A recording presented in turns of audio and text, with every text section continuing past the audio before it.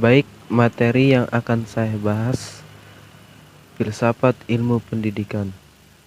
Materinya adalah sejarah perkembangan ilmu zaman pra-Yunani kuno.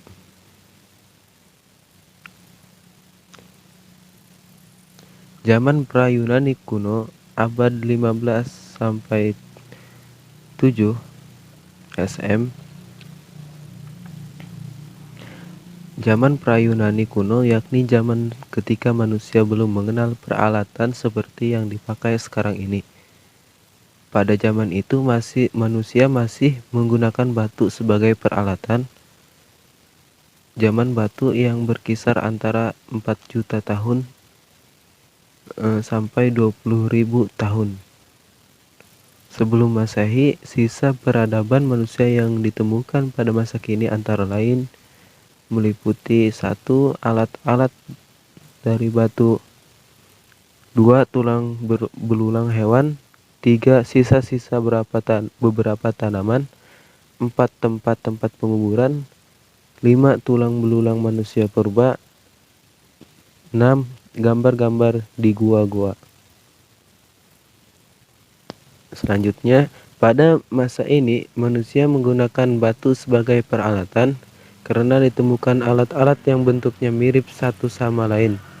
Misalnya kapak sebagai alat memotong dan pembelah, alat yang terbuat dari tulang menyerupai jarum untuk menjahit, dan lain-lain.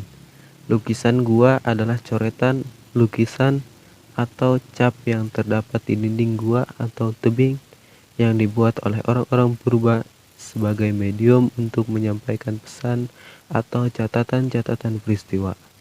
Bentuk visual yang terdapat di dinding gua merupakan alat komunikasi antar manusia pada zaman dahulu. Benda-benda yang dipergunakan manusia itu terus mengalami perbaikan dan terus mengalami kemajuan karena manusia melakukan dan mengalami proses trial and error, uji coba yang memakan waktu yang lama. Melalui proses trial and error di sini pula manusia mulai melakukan seleksi terhadap alat-alat yang dipergunakan sehingga manusia menemukan bahan materi yang dianggap baik atau kuat untuk membuat peralatan-peralatan tertentu. Antara abad 15 sampai 6 SM, manusia telah menemukan besi, tembaga, dan perak untuk peralatan-peralatan. Selanjutnya, evolusi ilmu pengetahuan dapat diruntut melalui sejarah perkembangan pemikiran yang terjadi di Yunani, Babilonia, Mesir, Cina, Timur Tengah, atau peradaban Islam, dan Eropa. Ada keterkaitan dan saling pengaruh antara perkembangan pemikiran di satu wilayah dengan wilayah lainnya. Pembuatan alat-alat perunggu di Mesir abad ke-17 SM memberi pengaruh terhadap perkembangan teknik peralatan yang diterapkan di Eropa. Cina abad ke-5 SM juga telah mengembangkan teknik peralatan perunggu di zaman dinasti Shang, sedangkan peralatan besi sebagai perangkat perang sudah dikenal pada abad ke-5 SM pada zaman dinasti Qin. India memberikan sumbangsih yang besar dalam perkembangan matematika dengan penemuan sistem bilangan desimal. Pemikiran Buddhisme yang diadopsi oleh Rasa Asoka yang merupakan kaisar ketiga pada zaman dinasti Maurya telah menyumbangkan sistem bilangan pada zaman modern. India bahkan sudah menemukan roda pemutar untuk pembuatan terbikar pada abad 30 SM. Sayangnya peradaban yang sudah sedemikian maju itu mengalami pemusnahan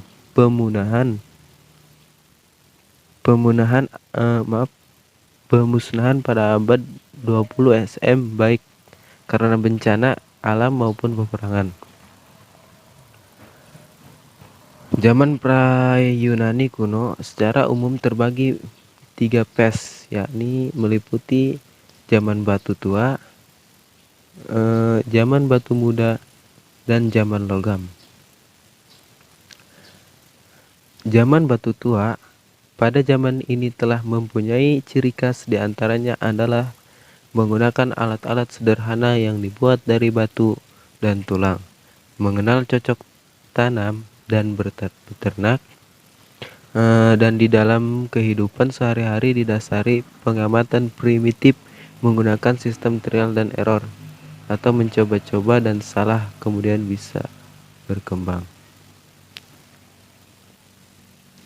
Pada zaman batu muda, pada zaman ini manusia purba sudah memiliki beberapa kemampuan.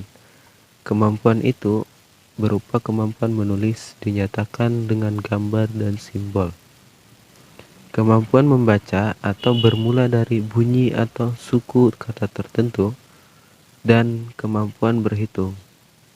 Pada zaman ini juga berkembang masalah perbintangan, matematika, perdagangan, dan hukum. Pada zaman logam, pada zaman ini pemakaian logam sebagai peralatan sehari-hari, bahkan sebagai perhiasan, peralatan masak, atau bahkan peralatan perang. Data-data tertulis yang ada pada zaman pra-Yunani kuno dapat dikelompokkan sebagai berikut. Sebentar. Suatu peristiwa dilukiskan dalam bentuk gambar-gambar seperti yang ditemukan di gua-gua daerah Prancis dan Spanyol. Contohnya lukisan Lascaux, yaitu lukisan dinding yang terletak di gua Lascaux d'Orgeny di Prancis. Dua gambar-gambar itu kemudian disederhanakan dan diberi bentuk tertentu yang disebut pictographic writing. Benda atau peristiwa digambarkan dalam huruf atau tanda tertentu. Contohnya tulisan kanji pada bahasa Jepang. 3. Peningkatan yang lebih abstrak melalui suku-suku kata yang diberi tanda-tanda tertentu. Tanda untuk setiap suku kata ini disebut hieroglif. Hieroglif itu contohnya batu Rosetta yang ditemukan di dekat kita, Rosetta atau Mesir, pada tahun 1799 oleh seorang prajurit Napoleon. 4.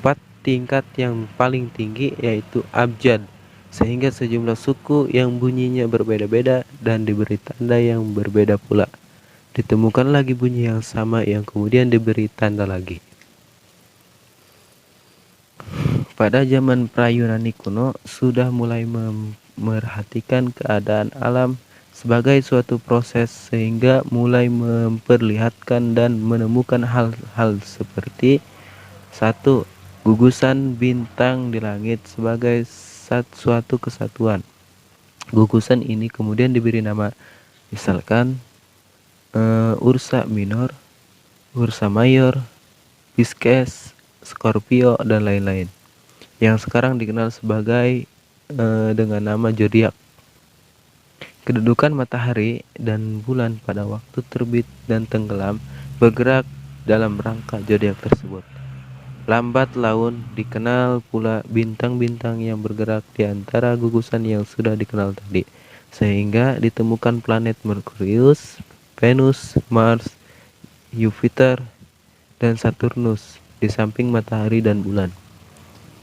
Keempat, akhirnya dapat pula dihitung waktu bulan kembali pada bentuknya yang sama antara 28 sampai 29 hari. Waktu timbul dan tenggelamnya matahari di cakrawala yang berpindah-pindah dan memerlukan kurang lebih 365 hari sebelum kembali ke kedudukan semula. 1 tahun berarti. Ketika matahari timbul tenggelam sebanyak 365 kali. Bulan juga mengalami perubahan sebanyak 12 kali. Berdasarkan hal itu kelak ditemukan kalender. Ditemukan pula beberapa gejala alam seperti gerhana yang pada masa itu dihubungkan dengan mitologi tertentu, sehingga menakutkan banyak orang. Secara ringkas, pada zaman pra-Yunani kuno ditandai oleh 5 kemampuan berikut. Kemampuan yang pertama, know-how dalam kehidupan sehari-hari yang didasarkan pada pengalaman. 2. Pengetahuan yang didasarkan pengalaman itu diterima sebagai fakta yang sikap reseptif. Min. Keterangan masih dihubungkan dengan kekuatan magis. 3. Kemampuan menemukan abjad dan sistem bilangan alam sudah menampakkan perkembangan pemikiran manusia ke tingkat abstraksi. 4. Kemampuan menulis, berhitung, menyusun kalender yang didasarkan atas sintesa terhadap hasil abstraksi yang dilakukan. 5. Kemampuan meramalkan suatu peristiwa atas dasar peristiwa-peristiwa sebelumnya yang pernah terjadi, misalkan gerhana bulan dan matahari. Faktor yang mendahului lahirnya filsafat di Yunani. 1. Berkembangnya mitologi bangsa Yunani. Mitologi ini dapat dianggap sebagai perintis yang mendahului lahirnya filsafat, karena mitologi merupakan percobaan untuk mengerti atau memahami mite-mite ini telah memberikan jawaban atas pertanyaan-pertanyaan yang muncul dalam hati manusia, seperti dari mana dunia kita, dari mana kejadian dalam alam, apa sebab matahari terbit dan terbenam lagi. Itu pertanyaan-pertanyaan filsafat. Melalui mitologi, manusia mencari keterangan tentang asal-usul alam semesta dan tentang kejadian-kejadian yang berlangsung di dalamnya. Terdapat 2 jenis mite, yaitu mite kosmogosis, yaitu yang mencari keterangan mengenai asal-usul alam semesta.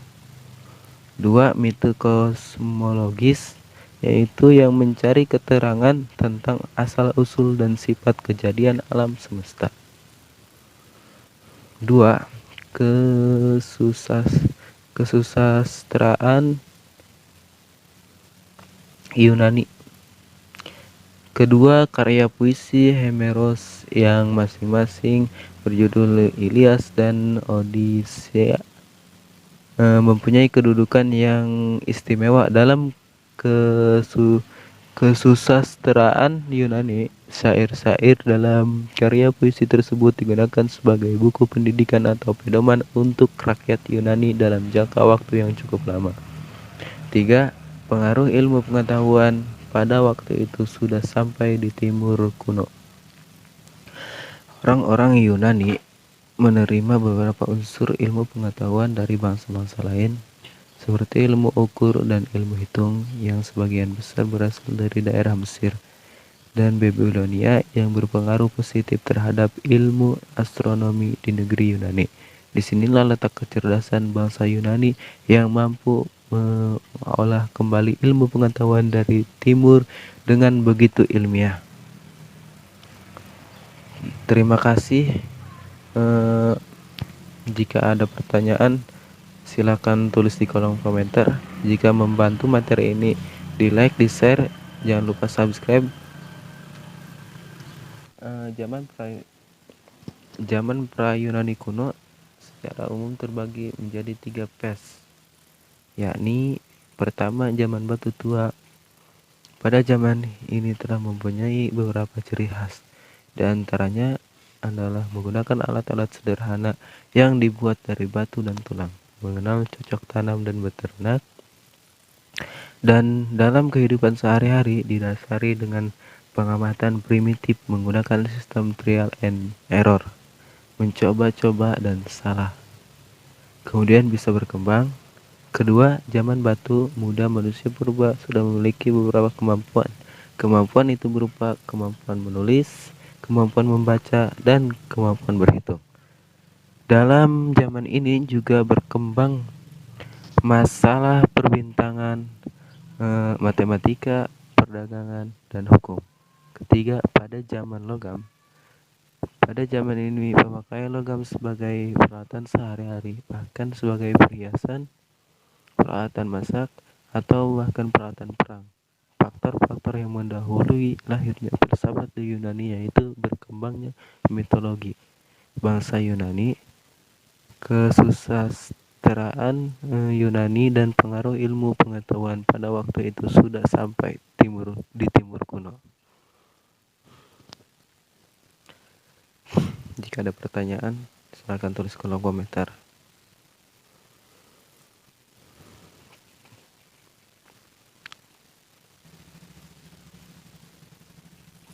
Baik, terima kasih. Kurang lebihnya mohon maaf. Assalamualaikum warahmatullahi wabarakatuh.